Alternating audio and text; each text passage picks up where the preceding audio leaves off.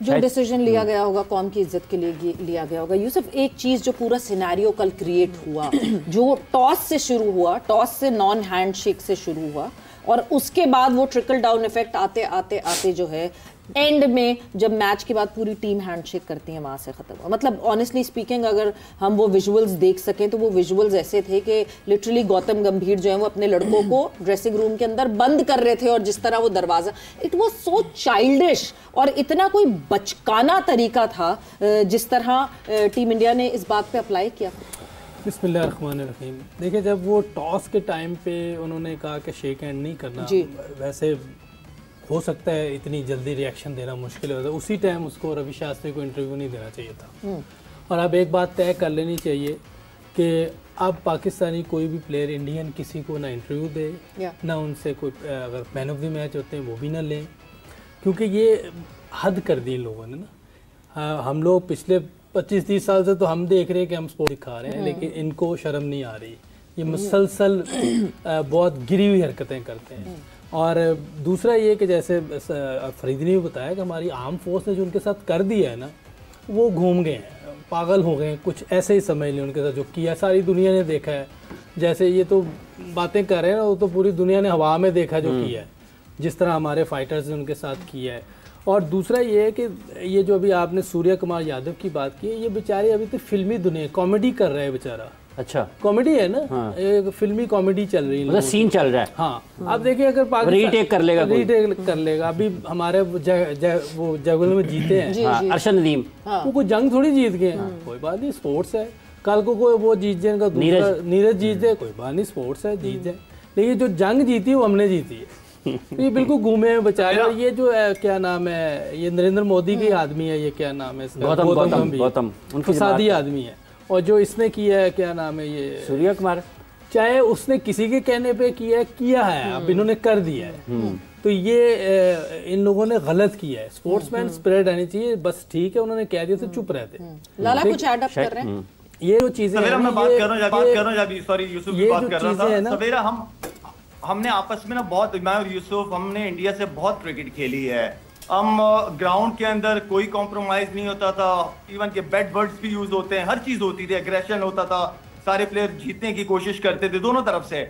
आप यकीन करें, हम मैच के बाहर जब जाते थे मिलते थे आपस में सारे लड़के, जितने भी आपके बड़े बड़े प्लेयर्स हैं, सचिन है, बड़ी रिस्पेक्ट के साथ हम जाते थे, मिलते थे, कहीं खड़े होते थे, जहीर से बड़ी अच्छी दोस्ती, यू भी, हरभजन वगैरह, ये सारे लड़कों का मैं फिर कह रहा हूं कि ऐसे कसूर नहीं है, उनको जो ऊपर से ऑर्डर दिया जाए वो ही करते हैं। वो बेचारे वो भी क्रिकेट खेले हैं, उनको भी पता है कि यार मिला जाता है और मिलना चाहिए। उनकी प्लेयर्स हमेशा ये बात करते हैं, तो इनमें प्लेयर्स का मैं इतना कसूरवार नहीं ठहराऊंगा, लेकिन उनको जो मोदी हुकूमत की तरफ से जो उनका स्टांस है कि आपने इसी तरीके से इनके साथ रहना है, तब जाके वो बेचारे करते हैं। अदरवाइज मैं नहीं कहूंगा कि पूरी इंडियन टीम खराब है या लड़के खराब है, एक आधा बुरा अंडा तो हर जगह ही होता है, लेकिन उनके ज्यादातर प्लेयर्स के साथ हमेशा हमारा बड़ा अच्छा रिलेशनशिप रहा है। प्रसाद हो गए,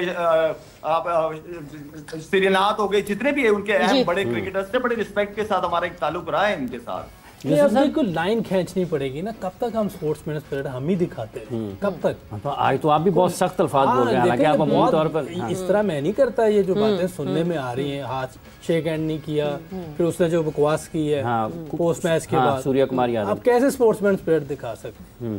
जो भी है, अब ऐसा तो नहीं हो सकता कि एक थप्पड़ मारा जाए तो दूसरा भी गाल आगे करते हैं। 40, 25, 30 साल से तो मैं देख रहा हूँ, हर बार यही करते हैं।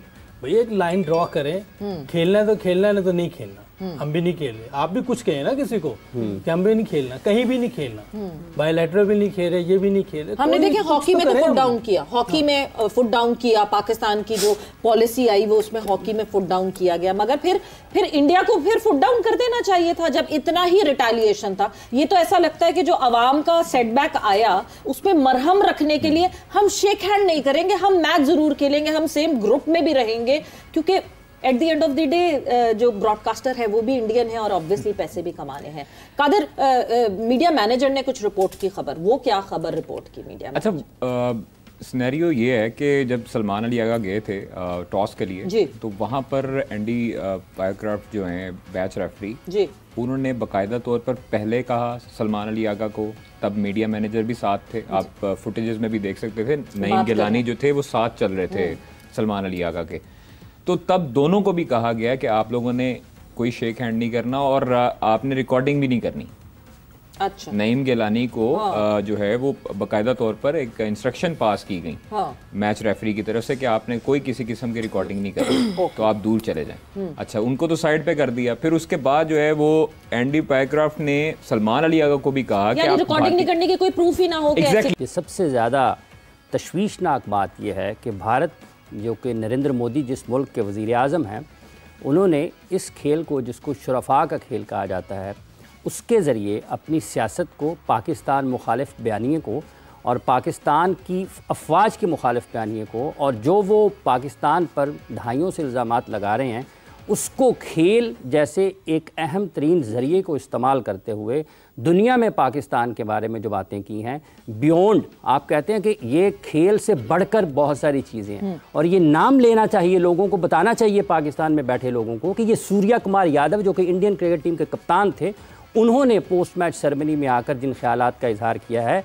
उन्होंने पाकिस्तान की अफवाज के ऊपर बात की, उन्होंने पाकिस्तान की रियासत पर बात की, उन्होंने पाकिस्तान के इदारों पर बात की है, और पाकिस्तान में भी मौजूद लोगों को, अपने लोगों को ये बताना चाहिए कि आप यहाँ पर उनकी क्रिकेट पर ढोल बजा रहे होते हैं। कौमी गैरत, हमीयत, वक़ार, इज़्ज़त, ये खेलों से बहुत ऊपर की चीज़ें होती हैं, और पाकिस्तान को, पाकिस्तान क्रिकेट बोर्ड को और उन तमाम लोगों को जो इस सारे अमल में शामिल हैं, उनको भी तैयार रहना चाहिए था। पाकिस्तान क्रिकेट बोर्ड अब इक़दाम कर रहा है, लेकिन कल जो हुआ था, सलमान अली आगा को उस पोस्ट मैच सेरेमनी में जाना चाहिए था, जाकर ये जवाब देना चाहिए था कि हम क्रिकेट अच्छी नहीं खेल पाए, हम हारे ज़रूर हैं, लेकिन जो सूर्या कुमार यादव ने, जो गौतम गंभीर ने, जो नरेंद्र मोदी ने किया है, वो भी खेल की रूह के मुनाफी है, और खेलों की असल रूह को सबसे ज़्यादा अगर ख़तरा इस वक्त लाहक है तो वो भारत के इन इक़दामात की वजह से है, जो खेल दुश्मन है, जो इंसानियत दुश्मन है, जो पाकिस्तान के दुश्मन है, और जो अमन के दुश्मन है। तो ये यहाँ से बात शुरू होती है, इसमें कोई दो राय होनी ही नहीं चाहिए